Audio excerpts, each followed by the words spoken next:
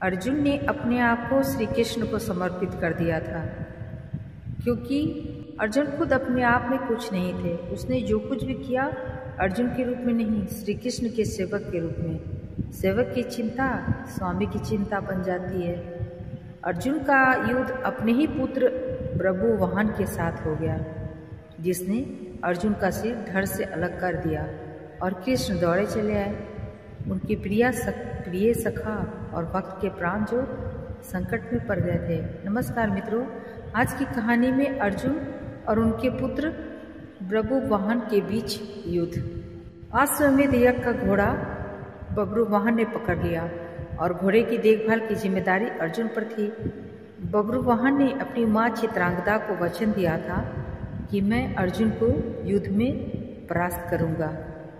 मैंने कुछ एपिसोड पहले अर्जुन और चित्रांगदा के विवाह की कहानी सुनाई थी।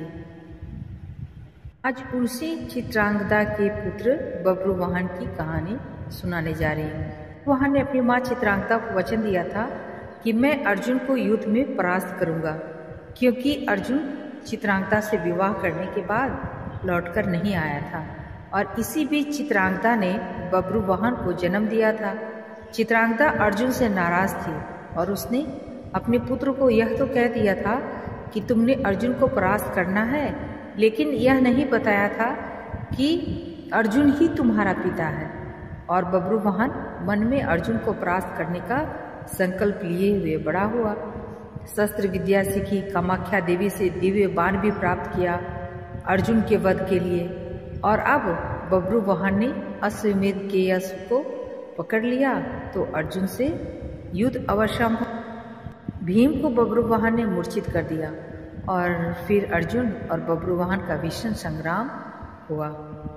अर्जुन को परास्त कर पाना जब असंभव लगा तो बभ्रुवाहन ने कामाख्या देवी से प्राप्त हुए दिव्य बाण का उपयोग कर अर्जुन का सिर धड़ से अलग कर दिया। श्री कृष्ण को पता था कि क्या होने वाला है और जो श्री कृष्ण को पता था वही हो गया। वे द्वारका से भागे भागे चले आए। दाऊ को कह दिया, देर हो गई तो बहुत देर हो जाएगी, जा रहा हूँ। कुंती विलाप करने लगी, भाई विलाप करने लगे। अर्जुन पांडवों का बल था, आधार था, लेकिन जब अर्जुन ही न रहा तो जीने का क्या लाभ। माँ ने कहा, बेटा तुमने बीच मझधार में यह धोखा क्यों दिया। माँ बच्चों के कंधों पर इस संसार से जाती है और तुम मुझसे पहले ही चले गए। यह हुआ कैसे और क्यों हुआ। जिसके सखा श्री कृष्ण हो, जिसके सारथी श्री कृष्ण हो, वो यूं निज प्राण धरती पर नहीं लेट सकता, पर यह कैसे हो गया। देवी गंगा आई, कुंती को कहा, रोने से क्या फायदा। अर्जुन को उसके कर्म का फल मिला है। जानती हो, अर्जुन ने मेरे पुत्र भीष्म का वध किया था धोखे से। वह तो अर्जुन को अपना मानता था, पुत्र का ही प्यार देता था, लेकिन अर्जुन ने शिखंडी की आड़ लेकर मेरे पुत्र को बाणों की सैया पर सुला दिया था। क्यों? भीष्म ने तो अपने हथियार नीचे रख दिए थे। वह शिखंडी पर बाण नहीं चला सकता था, वह प्रतिज्ञाबद्ध था। लेकिन अर्जुन ने तब भी मेरे पुत्र की छाती को बाणों से छलनी किया। तुम्हें शायद याद नहीं, लेकिन मुझे अच्छी तरह याद है। तब मैं भी बहुत रोई थी। अब अर्जुन का सिर धड़ से अलग है। बभ्रुवाहन ने जिस बाण से अर्जुन का सिर धड़ से अलग किया है, वह कामाख्या देवी माध्यम से मैंने ही दिया था। अर्जुन को परास्त कर पाना बभ्रुवाहन के लिए कठिन था। आखिर उसने मेरे ही बाण का प्रयोग किया और मैंने अपना प्रतिशोध ले लिया। अब क्यों रोती हो कुंती? अर्जुन ने मेरे पुत्र का वध किया था और अब उसी के पुत्र ने उसका वध किया है। अब रोने से क्या लाभ। जैसा उसने किया वैसा ही पाया। मैंने अपना प्रतिशोध ले लिया। और प्रतिशोध शब्द भगवान श्री कृष्ण ने सुन लिया, हैरान हुए। अर्जुन का सिर धड़ से अलग था और गंगा मैया भीष्म की माँ अर्जुन का सिर धड़ से अलग किए जाने को अपने प्रतिशोध की पूर्ति बता रही हैं। श्री कृष्ण सहन नहीं कर सके। एक नज़र भर अर्जुन के शरीर को, बुआ कुंती को, पांडु पुत्रों को देखा।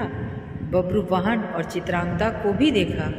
कहा, गंगा मैया, आप किससे प्रतिशोध की बात कर रही हैं? बुआ कुंती से, अर्जुन से, या फिर एक माँ से? माँ कभी माँ से प्रतिशोध नहीं ले सकती। माँ का हृदय एक समान होता है, अर्जुन की माँ का हो या भीष्म की माँ का। आपने किस माँ का प्रतिशोध लिया है? गंगा ने कहा, वासुदेव, अर्जुन ने मेरे पुत्र का उस समय वध किया था जब वह निहत्था था। क्या यह उचित था? मैंने भी अर्जुन का वध करा दिया उसी के पुत्र से। क्या मैंने गलत किया? मेरा प्रतिशोध पूरा हुआ। यह एक माँ का प्रतिशोध है। श्री कृष्ण ने समझाया।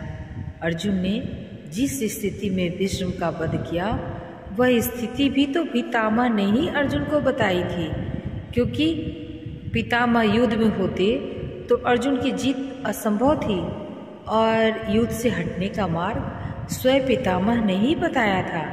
लेकिन यहाँ तो स्थिति और है। अर्जुन ने तो बब्रुवाहन के प्रहारों को रोका ही है, स्वयं प्रहार तो नहीं किया, उसे काटा तो नहीं। और यदि अर्जुन यह चाहता तो क्या ऐसा हो नहीं सकता था?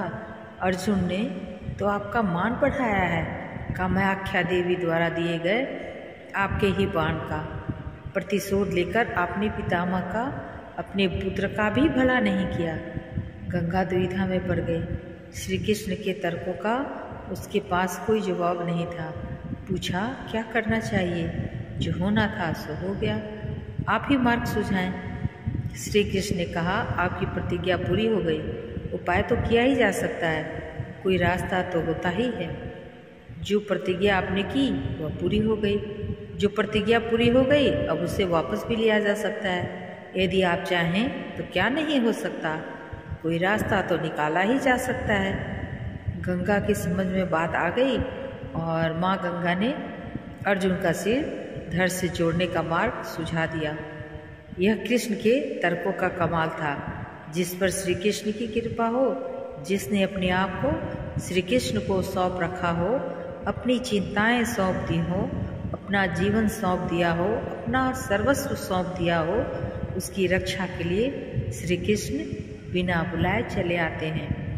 द्वारका से चलने पर दाऊ ने कहा था, कान्हा, अब अर्जुन और उसके पुत्र के बीच युद्ध है, कौरवों के साथ नहीं, फिर क्यों जा रहे हो? तो कृष्ण ने कहा था, दाऊ, अर्जुन को पता नहीं कि वह जिससे युद्ध कर रहा है वह उसका पुत्र है, इसलिए अनर्थ हो जाएगा और मैं अर्जुन को अकेला नहीं छोड़ सकता। भगवान और भक्त का नाता ही ऐसा है, दोनों में दूरी नहीं होती। और जब भक्त के प्राण संकट में हो तो भगवान चुप नहीं बैठ सकते।